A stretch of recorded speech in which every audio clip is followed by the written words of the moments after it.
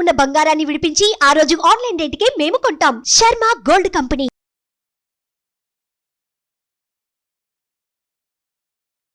నమస్తే, welcome to Suman TV. నేను మీ యామ్ని. ప్రస్తుతం మనతో ఉన్నారు ప్రముఖ ఆధ్యాత్మికవేత్త, ప్రముఖ జ్యోతిష వాస్తు పండితులు, భారతీయ శంకరపీఠ వ్యవస్థాపకులు అన్నవరపు తిరుపతి అవధానిమూర్తి గారు ఉన్నారు. గురుగారితో మాట్లాడి మనకున్న సందేహాన్ని అడిగి తెలుసుకుందాం. నమస్కారం గురుగారు. ఓం శ్రీ మహాగణాధిపతయే నమః. గురుగారు, ఇప్పుడు మిథున రాశి వారికి సంబంధించండి, అంటే వాళ్ళ స్వభావం అనేది ఏ విధంగా ఉంటుంది, జీవితకాలం చూసుకున్నట్లయితే అసలు వాళ్ళు ఏ విధంగా ఉంటారు, ఇంకోటి ఏంటంటే పరిహారం కూడా తెలియచేయండి వీరికి సంబంధించి. మిథున రాశి మృగశిరార్థం ఆరుద్ర పునర్వస్త్రయోర్ మిథునం 3 నక్షత్రాలు.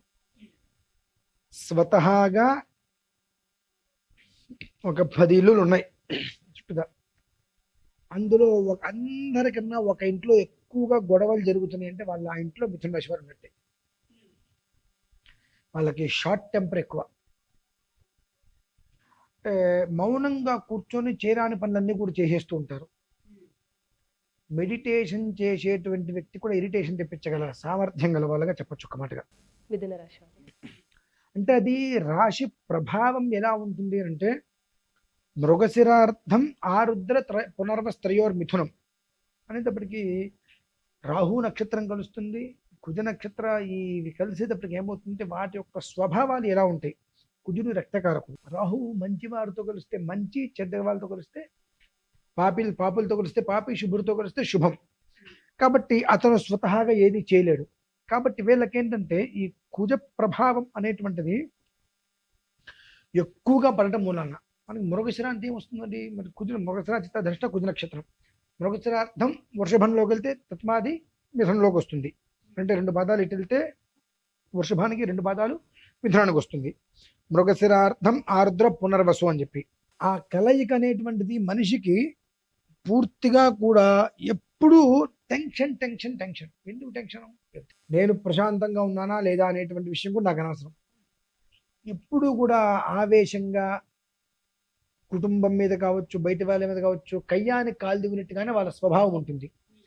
అందులో అదే రాశిలో ఒకవేళ ఆరుద్ర నక్షత్రంలో జన్మించిన వాళ్ళైతే చాలా అంటే చాప కింద నీరులా వస్తారు. చాప కింద నీరులో మొత్తం మనం తడిచిపోయిన తర్వాత మనం తడిచేయాల్సిన విషయం తెలియదు. ఆ చాప కింద నీరులో వచ్చి మొత్తం ముంచేస్తూ ఉంటారు. ఈ స్వభావం అనేటువంటిది స్వతసిద్ధంగా వాళ్ళకి జన్మతహాగానే ఏడిపించడం తప్పితే ఏడవటం తెలియదు అంటారు చూసారండి. వాళ్ళు మిథున రాశిలో ఎక్కువగా జన్మిస్తూ ఉంటారు. అలానే స్వతహాగా దంపతుల మధ్య వైరాలు వచ్చేటువంటి వాళ్ళకు కూడా మిథున రాశిలోనే ఎక్కువగా ఉంటూ ఉంటుంది. ఎందువల్ల ఉంటుంది అంటే, మిథునానికి అధిపతి కన్యా మిథునయోర్ బుధ అంటే మిథునానికి అధిపతి బుధుడు. మిథున రాశి అంటే కదా బుధుడు.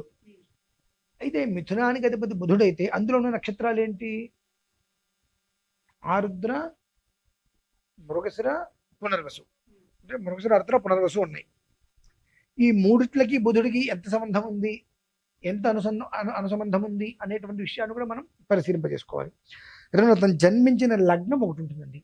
ఆ లగ్నానికి, ఈ రాశికి అతని నక్షత్రం. మృగశిరలో జన్మిస్తే కుజ మహర్దశ, రాహు మహర్దశ. పునర్వసులో జన్మిస్తే గురు మహర్దశ. అలా ఉంటుంది. ఈ మహర్దశలకి, అతని లగ్నానికి, రాశికి ఎంతవరకు అవినాభావం ఉంటుంది అంటే, ఒక్క మాటగా చెప్పాలంటే ఈ ఒక్క మిథున రాశి స్వభావం ఎలా ఉంటుందంటే పూర్తిగా కూడా స్వార్థ విధానం.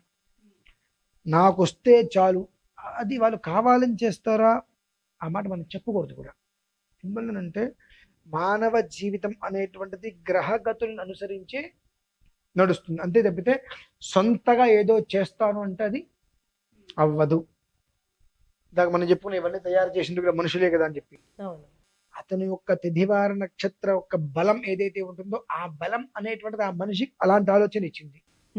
అదే నక్షత్రం ఇంకోటికి ఆలోచన ఇవ్వట్లేదు కదా. ఎందుకు ఇవ్వట్లా? ఆ గ్రహస్థితి వేరు, ఆ సమయం వేరు, ఆ లగ్నం వేరు. దశ, అంతర్దశ, విదశ, ప్రాణదశ, సూక్ష్మదశ అన్ని వేరు. సంబంధం ఉండట్లా. కనుక అదే నక్షత్రంలో ఒకరు సామాన్యంగా ఉంటే ఒకళ్ళేమో ఎక్కడో మంచి పొజిషన్లో ఉంటుంటున్నారు. దానికి ఏంటంటే ఆ ఒక్క సమయం అనేటువంటి ఉన్న ప్రభృతి వాళ్ళ లగ్నం, ఆ లగ్న స్థితి గమనము, లగ్నం నుంచి వచ్చేటువంటి తనువు స్థానము, ధనస్థానము, సోదర స్థానము, మాతృస్థానము, పుత్రస్థానము, శత్రుస్థానము, కళత్ర స్థానము, ఈ స్థానాల్లో ఉండేటువంటి గ్రహస్థితిని బట్టి గ్రహం ఏ గ్రహం ఉంది, ఆ గ్రహం ఇతనికి ఎన్నో స్థానమైంది, దాన్ని అనుసరించి వాళ్ళ మెదడు అనేటువంటిది మొత్తం అంతా మారిపోతుంటుంది. ప్రత్యేకంగా మిథున రాశి అనేటువంటిది వాళ్ళు సాధించాలి అనుకుంటే కొండను కూడా పిండి చేయగలుగుతారండి. లేదు అనుకుంటే ఇక్కడ గ్లాసును కూడా తీసి పక్కన పెట్టరు. వాళ్ళు కష్టపడవలసిన అవసరం లేకుండానే జీవితం నడుస్తూ ఉంటుంది అట్లా. కానీ ఎంతకాలం కుటుంబంలో కొట్టుకుంటూ కలహాలతో ఉంటుంటే జీవితకాలం అంతేనా?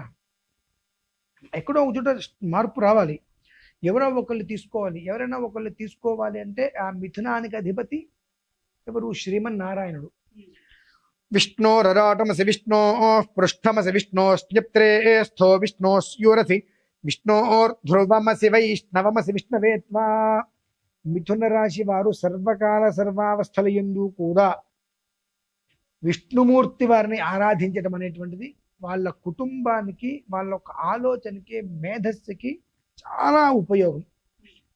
వాళ్ళు వెళ్ళేదేంటి, చేసేదేంటి, చేస్తున్నదేంటి, ఎలా వెళ్ళాలి, ఏం చేస్తున్నారు, ఏం చేయాలి, ప్రతి ఒక్కటి కూడా వాళ్ళకి తెలిసే రీతిలో ఆ విష్ణు శబ్దం, నారాయణ శబ్దం అనేటువంటిది ఓం నమో నారాయణాయేతి మంత్రోపాసక, ఓం నమో నారాయణాయ అనే 8 అక్షరాలైనా సరే నిరంతరం నిరంతరం తలుచుకుంటూ ఉన్నట్లయితే ఆయన యొక్క అనుగ్రహముతోటి ఈ యొక్క రాశి ప్రభావం వలన వాళ్ళకి ఆ రాశిలో ఉండేటువంటి నెగిటివ్ ఏదైతే ఉంటుందో ఆ నెగిటివ్ అనేటువంటిది వాళ్ళ మీద పడకుండా, ఆ రాశి ప్రభావంలో పాజిటివ్ ఏదైనా ఉన్నది అంటే అది మాత్రమే వాళ్ళ మీద పడి కుటుంబంలో అన్యోన్యత లోపించకుండా, ఎవరితోటి గొడవ పడకుండా, కయ్యానికి కాల్దువ్వకుండా, మనము మన కుటుంబం మనం మన కోసంగా ఇంకెవరి కోసం కష్టపడతాం అనేటువంటి స్థితిలో కలిసి ఉండటానికి కేవలం కూడా నారాయణ శబ్దం, నారాయణ, ఓం నమో నారాయణ, ఓం నమో నారాయణ అని ఏ రకంగా అయినా సరే విష్ణుమూర్తి, విష్ణు సహస్రనామం తెలుసుకోవచ్చు, ఓం నమో నారాయణ అనుకోవచ్చు, ఏదైనా సరే ఆ శ్రీమన్నారాయణుడికి సంబంధించినటువంటి అక్షరాలు, మంత్రాలు, శ్లోకాలు ఏవైనా సరే నిరంతరము వారు జపించటము వలన ఆ కలహాలు, ఇబ్బందులు శాశ్వత కాలానికి తొలుగుతాయి. అంటే వాళ్ళు ప్రయత్నాలు చేసినప్పటికీ కూడా పాపం కష్టపడ్డప్పటికీ కూడా అమ్మా అంతకు మించినటువంటి అవమానాలు ఎక్కువ. కష్టపడతారు, సుఖము ఉంటుంది, కష్టం ఉంటుంది, ఈ రెండిట్లకు మించి అవమానాలు ఎక్కువ ఉంటాయి. ఎన్నున్న వాళ్ళు మ్యాక్సిమం చెవులు పట్టించుకోరు కొద్ది పనులే. కాబట్టి వాళ్ళు చేసేటువంటి పనులు ఏదో ఒక రకంగా ముందుకు వెళ్ళే ప్రయత్నం జరుగుతుంది. ఇవన్నీ పట్టించుకుంటూ ఉంటూ వెళ్ళలేరు.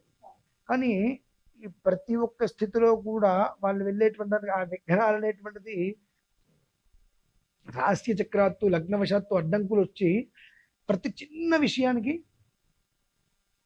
ఆ దంపతులలో ఎవరిదైనా కనుక మిథున రాశి కనుక అయిందంటే చిన్న విషయాన్ని కూడా వాళ్ళు భూతద్దంలో చూస్తారు.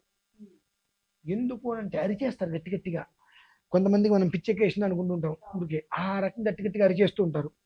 ఆ స్వభావాల నుంచి బయటపడి కుటుంబంతో ప్రశాంతంగా ఆ జన్మాంతము, ఇప్పుడు వచ్చే నెల ఆ వచ్చే నెల కదా, జీవితకాలం ప్రశాంతంగా ఉండాలంటే ఎప్పటికప్పుడు ఒక్కసారి ఈ యొక్క వీడియోస్ వింటూ ఉంటే వాళ్ళు చేసినటువంటి వాళ్ళకి జరుగుతున్నటువంటి అన్ని అర్థమవుతుంటాయి. కాబట్టి వాటిల్ని మనం నివారించుకోవాలంటే విష్ణు నామస్మరణ, నారాయణ నామస్మరణ అవి చేసుకుంటూ తనని తాను కంట్రోల్ చేసుకొని ప్రశాంతంగా ఉండవచ్చండి.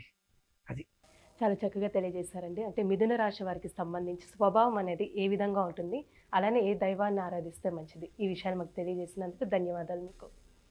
సుమన్ టీవీలో మీ పర్సనల్ అండ్ బిజినెస్ ప్రమోషన్స్ కోసం కింది నెంబర్కి కాంటాక్ట్ చేయండి.